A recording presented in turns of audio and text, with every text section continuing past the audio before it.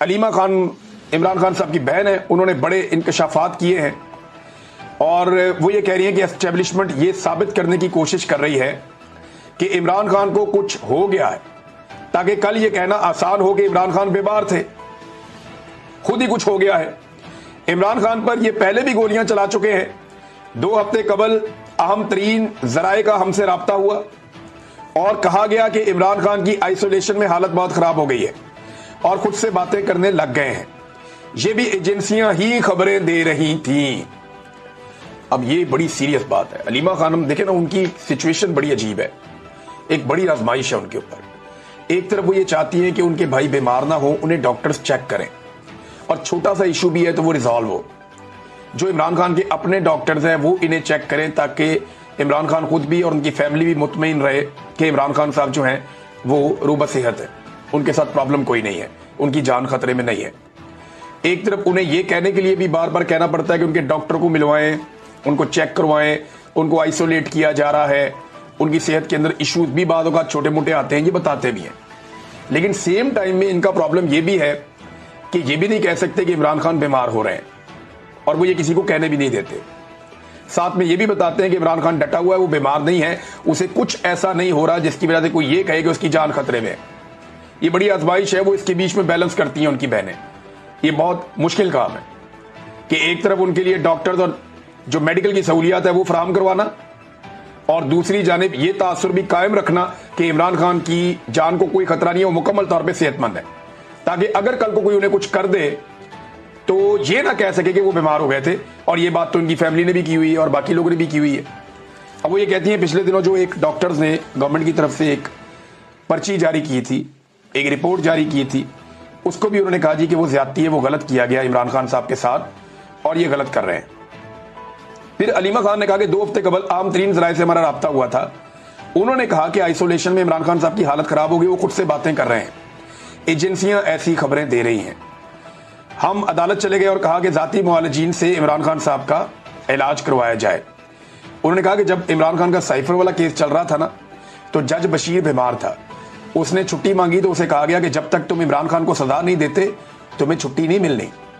عدت والے جج کی گھر میں شادی تھی بچے کی، تو اسے کہا گیا کہ جب تک تم سزا نہیں سناتے تمہارے بیٹے کی شادی بھی نہیں ہونے دی جائے گی۔ مجھے ان ججز پر بھی ترس آتا ہے، علیمہ خان کہہ رہی ہیں۔ پھر عاصم منیر صاحب کے بارے میں انہوں نے کہا جی، اور عمران خان صاحب کے اوپر ہونے والے مظالم کا ذکر کرتے ہوئے انہوں نے کہا کہ عاصم منیر ظلم کے ساتھ کام نہیں چلنا۔ اگر آپ سوچیں کہ 5 سال ایکسٹینشن لے کر آپ مزید ظلم کریں گے تو اب ایسا کام نہیں چلنا۔ لوگوں کا موڈ دیکھے، وہ ظلم کے خلاف کھڑے ہوں گے۔ لیکن جو بڑی خبر ہے وہ یہ ہے کہ علیمہ خانم کہہ رہی ہے کہ اسٹیبلشمنٹ کیوں اس شک کو ثابت کرنے کی کوشش کر رہی ہے کہ عمران خان بیمار ہو گیا ہے، کیونکہ ان کو کل کہنے میں آسانی ہو کہ عمران خان کو کچھ ہو گیا ہے۔ عمران خان کو پہلے ہی گولیاں مار چکے ہیں اور 2 مرتبہ ان کو ویسے عمران خان صاحب کو قتل کرنے کی کوشش کی گئی ہے، مگر ایک بات تو بڑی کلیئر ہے کہ عمران خان صاحب بار بار یہ کہہ چکے کہ مجھے جیل میں کچھ ہوا یا میری بیوی کو جیل میں کچھ ہوا، تو انہوں نے ذمہ داری عمران خان صاحب نے کوئی چیف جسٹس پہ یا وزیر اعظم پہ کسی بھی نہیں ڈالی۔ انہوں نے کہا ذمہ دار ہوگا عاصم منیر۔ انہوں نے پاکستان کے آرمی چیف فیلڈ مارشل حافظ سید عاصم منیر صاحب کو نومینیٹ کیا ہے کہ اگر مجھے کبھی کچھ بھی ہوا تو ذمہ دار یہ ہو۔ کا پیغام بھی آیا ہے جیل سے، اور عمران خان صاحب کی ملاقاتیں ہو گئیں، عمران خان صاحب کی فیملی سے بھی ہو گئیں ملاقاتیں، جو ہے وہ عمران خان صاحب کی جو پولیٹیکل لیڈرشپ ہے ان سے بھی ملاقاتیں ہو گئیں۔ تو عمران خان نے کہا کہ اسٹیبلشمنٹ سے خود بات کرنا چاہتا ہوں اگر وہ تیار ہے۔ حکومت کے ساتھ بات چیت سے منع کیا تھا، مگر اسٹیبلشمنٹ کے ساتھ مذاکرات کے لیے کبھی دروازہ بند نہیں کیا۔ علیمہ خان نے بتایا کہ عمران خان نے 3 باتوں کی وضاحت کی ہے۔ نمبر 1، عمران خان نے کہا کہ نون لیگ کے ساتھ کسی صورت بات نہیں ہوگی، نون لیگ نے پاکستان کی اخلاقیات ختم کر دی ہیں۔ عمران خان نے امر بالمعروف کی بات کی کہ سچ کے ساتھ کھڑا ہونا ہے۔ علیمہ خان کے مطابق عمران خان نے کہا کہ NRO دینے والے سچ کیسے بولیں گے۔ عمران خان نے یاسمین راشد اور اندلیب عباس کی مثال دی اور کہا کہ یاسمین راشد نے پریس کانفرنس نہیں کی، وہ جیل میں ہے، جبکہ اندلیب عباس نے آپ کے سامنے پریس کانفرنس کی، وہ آزاد ہیں۔ عمران خان نے شاہ محمود قریشی کی مثال دی ساتھ میں کہ دیکھیں وہ بھی جیل میں ہے، سائفر کیس ختم ہو گیا لیکن وہ ابھی تک جیل میں ہے، یہ بھی عمران خان صاحب نے کہا۔ عمران خان نے کہا کہ 26ویں آئینی ترمیم کے بعد انصاف دفن ہو چکا ہے۔ حالات یہ ہیں، ہم بھی جب عدالت جاتے ہیں जज कहते हैं इनके हाथ बंधे हुए हैं। 26वीं आईनी तरमीम के खिलाफ आवाज उठाने का कहा है।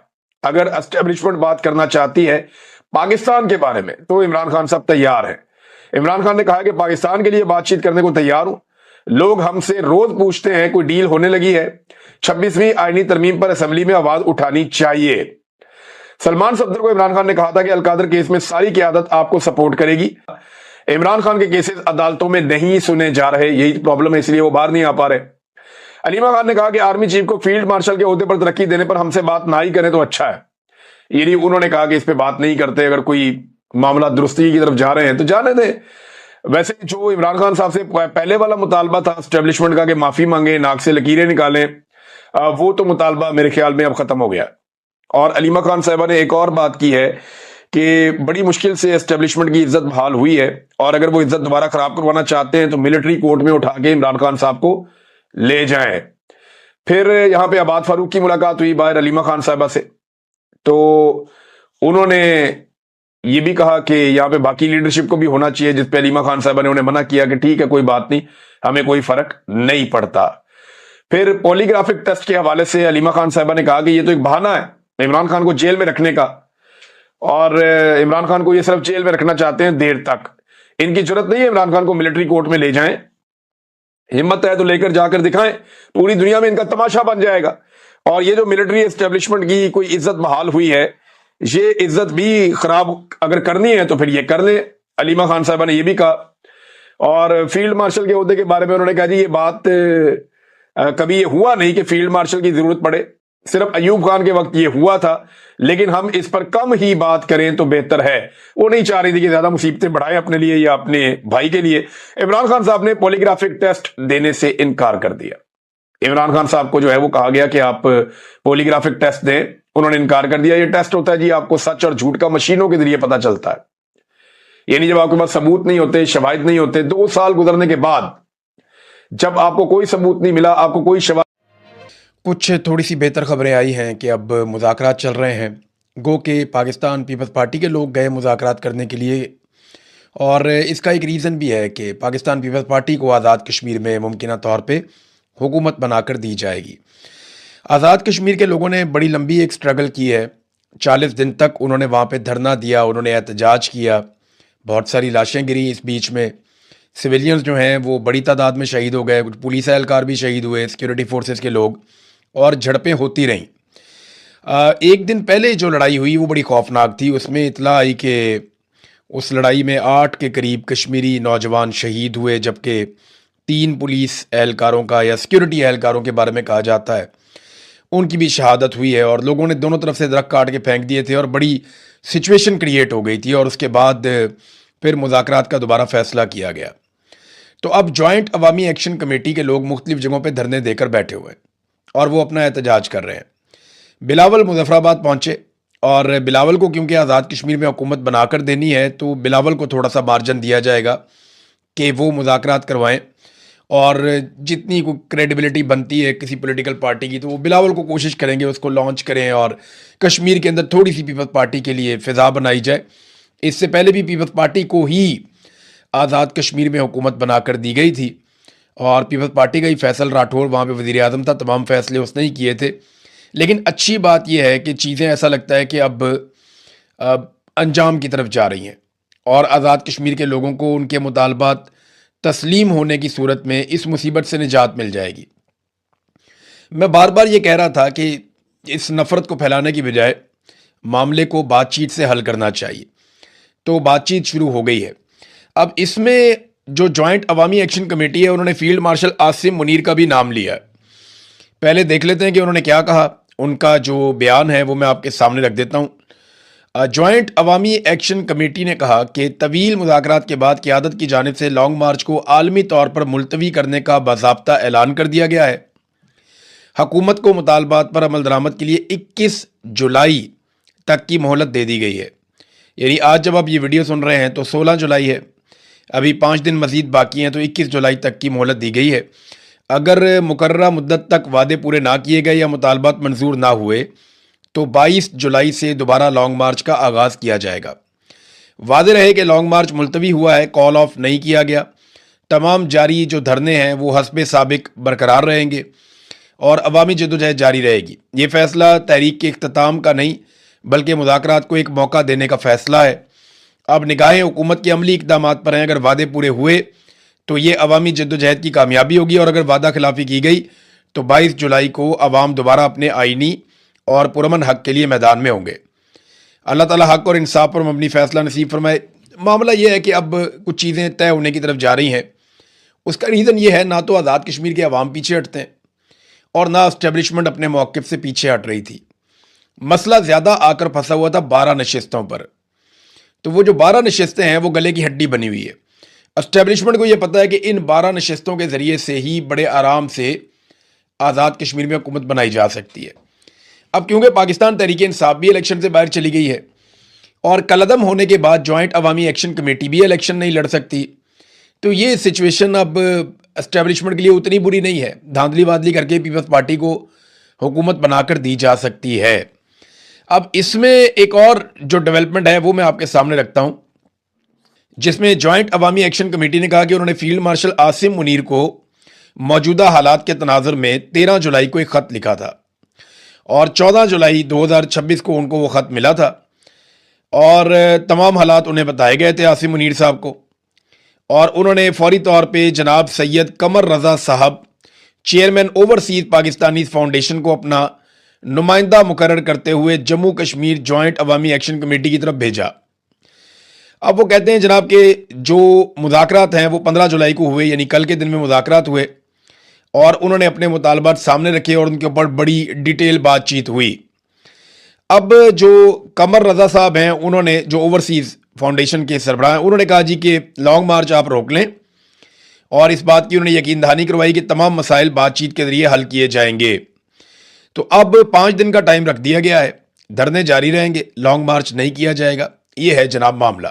तो पीपल्स पार्टी भी इसमें आ गई, फील्ड मार्शल आसिम मुनीर का नाम भी इसके अंदर आ गया है। तो अब अंदर क्या चल रहा है वो मैं आपको बता देता हूँ। मेरी वहाँ पे जो मकामी सहाफ़ी हैं या जो ये जॉइंट अवामी एक्शन कमेटी के लोग हैं, जो लोग धरने में मौजूद हैं, उन लोगों के ज़रिए से जो मेरे पास इंफॉर्मेशन पहुँची वो क्या है। ये अभी तक बज़िद हैं कि 12 नशिस्तें जो मुहाजिरीन वाली हैं वो ख़त्म कर दी जाएँ या कम से कम उनका ये इख्तियार ख़त्म कर दिया जाए कि वो आज़ाद कश्मीर में हुकूमत बनाएं या आज़ाद कश्मीर में हुकूमत गिराएं। तो कम से कम ये तो किया जाए। अब 6 नशिस्तों को ख़त्म करने का मुतालबा तस्लीम कर लिया गया है। ये कहा गया कि 6 सीटें हम फौरी तौर पे ख़त्म कर देते हैं। हालांकि जो सुप्रीम कोर्ट है कश्मीर का वो ये फैसला दे चुका है कि ये जो सीटें ख़त्म होंगी ये 2/3 अक्सरियत के साथ ही होंगी, ये उसके बगैर नहीं होंगी। लेकिन मैं आपको बताता हूँ ना, एस्टेब्लिशमेंट की जिद होती है सारी, और कोई चक्कर नहीं होता। जब वो चाहेंगे तो वो हो भी जाएगा, वैसे भी हो जाएगा। तो 6 नशिस्तें वो कहते हैं जी ख़त्म कर दी जाएंगी। 6 नशिस्तों का फैसला इलेक्शन के फ़ौरन बाद हो जाएगा। और ये भी बात की जा रही है कि ये 6 नशिस्तों का आने वाली हुकूमत में वोट होगा या नहीं होगा। यानी वज़रा आप इनको बना दें लेकिन आप इनको वोट का हक ना दें, वज़ीर आज़म बनाने में या गिराने में आप इसको वोट का हक ना दें। अब यहाँ पे मामला फंसा हुआ है, बातचीत हो रही है, देखें नतीजा क्या निकलता है। एक और चीज़ जो बड़ी इंपॉर्टेंट है वो ये है कि कलअदम का जो टैग लग गया जॉइंट अवामी एक्शन कमेटी के ऊपर, वो टैग ख़त्म किया जाए। जो लोग गिरफ्तार हुए हैं उनको फौरी तौर पर रिहा किया जाए और जो संगीन नौइयत के मुकदमात बनाए गए हैं जॉइंट अवामी एक्शन कमेटी के लोगों पर, वो मुकदमात भी ख़त्म करवाए जाएं। तो अगर ये चीज़ें हो जाती हैं तो मामला हल हो जाएगा। मामला बातचीत से ही हल होना चाहिए। आप जितनी मर्जी लड़ाई करें, अपनी आवाम से लड़ना कोई दानिशमंदी नहीं होती। बातचीत करें, मामले को हल करें, लोगों को उनके घरों में भेजें, कारोबार ज़िंदगी जो है मामूल के मुताबिक लाएं। अब जॉइंट अवामी एक्शन कमेटी की एक रिस्पॉन्सिबिलिटी है मेरी नज़र में। मुझे नहीं लगता कि मुझे आइडिया नहीं है कि वो क्या करेंगे इसके बारे में, लेकिन मेरी नज़र में उन्हें एक डिमांड रखनी चाहिए कि इलेक्शन को थोड़ा सा डिले करें, थोड़ा सा इलेक्शन को आगे ले जाएं और वो अपनी जमात को बाकायदा एक पॉलिटिकल पार्टी के तौर पे इन इंतखाबात में उतारें। जितनी जॉइंट अवामी एक्शन कमेटी की इस वक्त मकबूलियत है, जितने वो ताकतवर हैं आज़ाद कश्मीर में, उन्हें शिकस्त देना बाकी पॉलिटिकल पार्टीज़ के लिए शायद मुमकिन नहीं होगा। तो बजाय इसके कि बाकियों की मिन्नतें करते रहें, उनके तरले करते रहें, बार बार सड़कों पर आकर बैठते रहें, मुतालबात करते रहें, टाइम ज़ाया करते रहें अपना भी लोगों का भी, इससे बहुत बेहतर है कि ये जो जॉइंट अवामी एक्शन कमेटी के लोग हैं आम कश्मीरी, वो इलेक्शन लड़ लें और वहाँ तो पैसा भी नहीं लगेगा। عام کشمیری الیکشن لڑیں، پولیٹیکل پارٹیوں کو شکست دیں، اپنی حکومت بنائیں، اور اپنی حکومت بنانے کے بعد آزاد کشمیر کے وہ تمام فیصلے جو وہ کروانا چاہتے ہیں وہ خود کریں۔ میرے خیال میں یہ ہونا چاہیے۔ 2 مہینے کا ٹائم مانگ لیں الیکشن میں، کوئی بات نہیں، الیکشن تھوڑا آگے چلا گیا، پہلے بھی الیکشن آگے جاتے رہے ہیں، تو اگر الیکشن 2 مہینے 3 مہینے آگے بھی چلا جائے گا کوئی فرق نہیں پڑے گا۔ اپنی جماعت کو لے کر آئیں الیکشن کے، اور اگر ان کے لوگوں نے کاغذات نامزدگی جمع کروائے ہوئے ہیں آلریڈی جوائنٹ عوامی ایکشن کمیٹی نے، تو پھر وہ الیکشن لڑ بھی سکتے ہیں، اور وہ الیکشن لڑیں، پھر بھی لڑیں، لیکن الیکشن ضرور لڑیں اور میدان کو خالی نہ چھوڑیں۔ جوائنٹ عوامی ایکشن کمیٹی اگر عوام کی آواز اٹھا رہی ہے تو اس کا سب سے بہترین طریقہ یہ ہے کہ وہ اپنے آپ کو پارلیمنٹ کے اندر لے کر جائے اور وہاں بیٹھ کر عوام کی آواز اٹھائے، چاہے وہ اپوزیشن میں ہو چاہے وہ حکومت میں ہو۔ تو یہ میری گزارش ہے جوائنٹ عوامی ایکشن کمیٹی سے، بہرحال وہ اپنا فیصلہ خود ہی کریں گے۔ ناظرین، فضل الرحمان صاحب جو ہیں وہ ایک انقلابی رہنما کے طور پہ سامنے آ رہے ہیں یا آنا چاہتے ہیں۔ حقیقت کیا ہے یہ تو اللہ رب العزت ہی جانتا ہے، کیونکہ دلوں کی بات تو ہم نہیں کر سکتے، لیکن ٹریک ریکارڈ ہم جانتے ہیں۔ فضل الرحمان صاحب جس وقت رجیم چینج آپریشن کے سب سے بڑے اعلی کار بنے ہوئے تھے، جب فضل الرحمان صاحب جرنیلوں کے کہنے کے اوپر عمران خان صاحب کی سرکار کو گرا رہے تھے اور ایک جعلی حکومت جو امپورٹڈ سرکار ہے اس کو لا کر مسلط کر رہے تھے، جس میں امریکہ کا آشیرواد بھی حاصل تھا ان کو، تو اس وقت بھی فضل الرحمان صاحب اینٹی اسٹیبلشمنٹ باتیں کرتے تھے۔ اس وقت بھی فضل الرحمان صاحب ایسی تقاریر کیا کرتے تھے جس سے ایسا لگتا تھا کہ شاید فضل الرحمان صاحب انقلابی ہیں، تاکہ عوامی تائید یا عوامی حمایت ان کے ساتھ رہے۔ تو اب ہم نہیں جانتے کہ فضل الرحمان صاحب واقعی انقلابی ہو گئے ہیں یا ایک نیا کھیل کھیلا جا رہا ہے۔ دیکھیں، اس طرح کا سٹیٹمنٹ اگر عمران خان دے دیتے یا پاکستان تحریک انصاف کا کوئی اور بندہ دے دیتا یا کوئی اور ایسی جماعت جو واقعی میں اینٹی اسٹیبلشمنٹ ہے وہ ایسا سٹیٹمنٹ دیتی تو اب تک بے شمار کاروائیاں ہو جاتی، لیکن فضل الرحمان اور ان کے لوگ ڈٹے ہوئے ہیں۔ فضل الرحمان صاحب کا ایک نیا سٹیٹمنٹ بھی منظر عام پہ آیا ہے، اور اس میں انہوں نے کہا جی پارلیمنٹ اسٹیبلشمنٹ کے گھر کی لونڈی ہے جس کی اہمیت ختم ہو چکی ہے، ایوان نہیں اب اس میدان کی حیثیت ہے، اس لیے ایوان میں ہماری 5 سیٹیں ہوں یا 10 ہوں اس کی پرواہ کیے بغیر جعلی پارلیمنٹ کو جوتے کی نوک پہ رکھتے ہیں۔ فضل الرحمان صاحب، یہ پارلیمنٹ آج جعلی نہیں ہوئی، یہ پارلیمنٹ پہلے دن سے جعلی ہے۔ پہلے دن ان کو فارم 47 جاری کیا گیا تھا، آپ کی اپنی سیٹ فارم 47 پہ ہے، نور عالم خان جو آپ کا ایم این اے ہے اس کی سیٹ فارم 47 پہ ہے، اور آپ کی پارٹی کو بہت ساری چیزیں فارم 47 کے مطابق ملی ہیں۔ آپ نے سینٹ کی سیٹ لینے کے لیے فارم 47 والی گیم ڈالی، وہاں پہ بھی آپ نے جعل سازی کی، اور پاکستان تحریک انصاف کی مخصوص نشستیں مال غنیمت کے طور پہ آپ نے اپنے پاس رکھ لیں۔ اس وقت آپ کو جمہوریت یاد نہیں آئی جس وقت آپ جرنیلوں کے ساتھ مل کر رجیم چینج آپریشن کر رہے تھے؟ یعنی جنرل باجوہ کے ساتھ بیٹھ کر آپ عمران خان کی حکومت گرائیں تو وہ جمہوریت ہے، لیکن آج آپ کے خلاف کوئی بات کرے تو وہ جمہوریت نہیں ہے۔ یہ ساری کہانی ہے۔ مجھے لگتا ہے کہ اسٹیبلشمنٹ فضل الرحمان صاحب کو شاید لانچ کر رہی ہے، مجھے ایسا لگتا ہے۔ یہ گالم گلوچ ایک دوسرے کے ساتھ کریں گے، ہو سکتا ہے فضل الرحمان صاحب کے بندوں پہ تھوڑی بہت سختی کی جائے، فضل الرحمان صاحب کو 4 دن ہو سکتا ہے جیل میں بھی بھیجا جائے، یا ہو سکتا ہے کوئی مقدمات بنائے جائیں، تھوڑا سا ماحول بنایا جائے، اور اس ماحول کے نتیجے میں فضل الرحمان صاحب کی خیبر پختونخوا میں مقبولیت اوپر آ جائے، اور پھر اگلے الیکشن میں فضل الرحمان صاحب کو فائدہ دیا جائے۔ یہ بھی ممکن ہے، کیونکہ دیکھیں اگر عمران خان صاحب کی اگر مقبولیت کو اس وقت کم کرنے کی کوشش کرنی وہ تو ہو نہیں سکتی، تو ان کے مقابلے میں کسی اور کو اگر مقبول بنانا ہے تو اس کو اینٹی اسٹیبلشمنٹ بنانا پڑے گا۔ تو اسٹیبلشمنٹ نے جہاں اتنے سارے کڑوے گھونٹ پیے ہیں وہاں یہ ایک اور کڑوا گھونٹ بھی پی لیں۔ یعنی جرنیلوں سے خفیہ ملاقاتیں انہوں نے کی، ظلم کے اوپر انہوں نے خاموشی اختیار کی، رجیم چینج آپریشن کے مرکزی کردار کے طور پہ کام کیا، مخصوص نشستیں انہوں نے قبول کی، آئینی ترمیم کے اندر انہوں نے بار بار سہولت کاری کی، فارم 47 انہوں نے قبول کیے، اور اب بھی اقتدار میں حصے کی لڑائی ہے۔ جب اقتدار میں حصہ مل گیا تو فضل الرحمان صاحب خوش رہیں گے ہمیشہ، کیونکہ ان کی اصولی سے زیادہ وصولی کی سیاست ہوتی ہے، یہ ہم ہمیشہ دیکھتے رہے۔ جاوید ہاشمی صاحب نے بھی ایک انکشاف کیا، انہوں نے کہا جی فضل الرحمان صاحب سے میری جب بات ہوئی تھی تو انہوں نے کیا کہا تھا، یہ ذرا جاوید ہاشمی صاحب کا جو سٹیٹمنٹ ہے وہ بھی آپ دیکھ لیں۔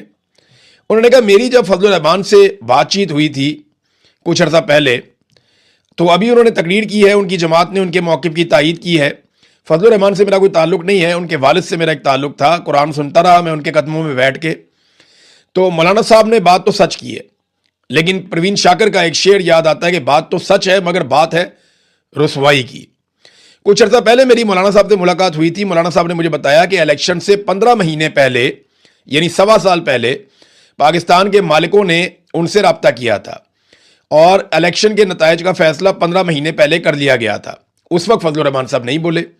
جب پاکستان کے مالک یا جرنیل فضل الرحمان صاحب سے رابطہ کر کے الیکشن سے 15 مہینے پہلے یہ بتا رہے تھے کہ جناب الیکشن کے یہ نتائج آنے ہیں, اس وقت نہیں انہوں نے پول کھولا کہ جناب الیکشن تو پہلے سے ریگ ہو گیا. لیکن جاوید ہاشمی صاحب کو وہ یہ بتا رہے ہیں بعد میں. پھر فضل الرحمان صاحب کی کیونکہ 15 سیٹیں بتائی گئی تھی, وہ 5 نکلی بعد میں, تو ان کو بڑا پرابلم ہو گیا اس کے ساتھ. پھر انہوں نے ایک اور بات کی فضل الرحمان صاحب نے اور محمود اچکزئی صاحب نے بتائی کہ 50 ارب روپے میں اسمبلی کی نشستیں فروخت کی گئی ہیں. تو اس طریقے سے اگر 2 نمبری ہو رہی ہے جو جاوید ہاشمی صاحب نے بھی اب بے نقاب کی ہے, تو اگر یہی الیکشن کروانے ہیں تو آزاد کشمیر میں بھی نہ کروائیں, آپس میں ہی فیصلہ کر لیں کہ جس کو بٹھانا ہے جس کو نہیں بٹھانا. فضل الرحمان صاحب نے ہمیشہ یہودی کا کارڈ کھیلا, مذہب کا کارڈ کھیلا اپنے مخالفین کے خلاف. خاص طور پہ عمران خان کو ہمیشہ یہودی کا ایجنٹ کہا فضل الرحمان صاحب نے. اور یہاں فضل الرحمان صاحب کو اسی صورتحال کا سامنا کرنا پڑا جب مسلم لیگ نون کے رہنما رضا حیات حراج نے یہ سٹیٹمنٹ دیا کہ فضل الرحمان نے را اور موساد کے ایجنڈے کو آگے بڑھایا ہے. یعنی جو الزامات فضل الرحمان صاحب دوسروں پہ لگاتے تھے آج ان کے اپنے اوپر لگ رہے ہیں. لیکن کوئی فکر کی بات نہیں ہے, فضل الرحمان صاحب ان معاملات سے بڑے آرام سے نکل جائیں گے. اور جن لوگوں کو لگ رہا ہے کہ کوئی مشکل ہے, نہیں, یہ فضل الرحمان صاحب تھوڑے سے ہیرو بنیں گے اور تھوڑی سی کوشش کریں گے, ایسا لگے گا جیسے انقلابی ہو گئے ہیں. لیکن آپ خاطر جمع رکھیے, فضل الرحمان صاحب خود اسٹیبلشمنٹ ہیں, وہ خود ایلیٹ کلاس ہیں اور وہ خود سٹیٹس کو ہیں. وہ سٹیٹس کو کے بغیر نہیں رہ سکتے, وہ ہمیشہ سے سٹیٹس کو کا حصہ رہے ہیں, وہ آئندہ بھی سٹیٹس کو کا حصہ رہیں گے. فضل الرحمان صاحب کبھی کوئی ایسی انقلابی تحریک کا حصہ نہیں بنیں گے جس میں پاکستان کی ملٹری اسٹیبلشمنٹ اور وہ ہمیشہ کے لیے آمنے سامنے آ جائیں. ایسا نہیں ہوگا. ناظرین, بلوچستان کی صورتحال میں آپ کو بتا رہا ہوں, فضل الرحمان صاحب کے ایک جملے پہ سب کو بہت غصہ ہے کہ وہ شہداء کی بات فضل الرحمان نے کی. لیکن کیا فضل الرحمان کے اس جملے نے شہداء کی زیادہ تذلیل کی ہے, یا جو شہداء کی لاشیں اس وقت ایک ہفتے سے بلوچستان میں سڑک پہ پڑی ہوئی ہیں وہ زیادہ توہین ہوئی ہے لاشوں کی؟ مجھے بتائیں نا, شہداء کی بڑی توہین کہاں پہ ہوئی؟ فضل الرحمان کے ایک جملے نے شہداء کی زیادہ توہین کی ہے, یا 30 لاشیں جو کوئٹہ میں سڑکوں پہ رکھی ہوئی ہیں اور وہاں پہ متاثرین بیٹھے ہوئے ہیں پچھلے ایک ہفتے سے, وہ لاشیں دفنائی نہیں جا رہی, شہداء کی زیادہ توہین وہاں پہ ہو رہی ہے. پہاڑ پہ لاشیں پڑی ہوئی تھی, اٹھانے کے لیے کوئی نہیں جا رہا تھا. وہ شہداء کی توہین نہیں ہو رہی تھی کہ شہداء کی لاشیں پہاڑ پہ پڑی ہوئی ہیں, اٹھانے کوئی نہیں جا رہا. پھر لوگوں نے کرایہ کر کے وہاں سے ٹرک اور پک اپس یہ حاصل کی, مزدوروں کو لے کر گئے, وہاں سے لاشیں اٹھا کر اپنی مدد آپ کے تحت لے کر آئے. وہ شہداء کی توہین نہیں تھی؟ تو بلوچستان کے شہداء کے بارے میں کوئی بات کیوں نہیں کرتا؟ جو لوگ روزانہ پرائم ٹائم کے اندر کئی پروگرام کر رہے ہیں فضل الرحمان صاحب کے بارے میں کہ انہوں نے ایک جملہ بول دیا, وہ لوگ بلوچستان میں پڑی ہوئی لاشوں پہ بات کیوں نہیں کر رہے؟ فضل الرحمان کو بعد میں ہیرو بنا لینا بھائی, وہ جو قوم کے ہیرو جن کو دفن ہونا ہے ان کی پہلے بات کر لو تھوڑی سی, کہ ان کی لاشیں پڑی ہوئی ہیں سڑکوں کے اوپر.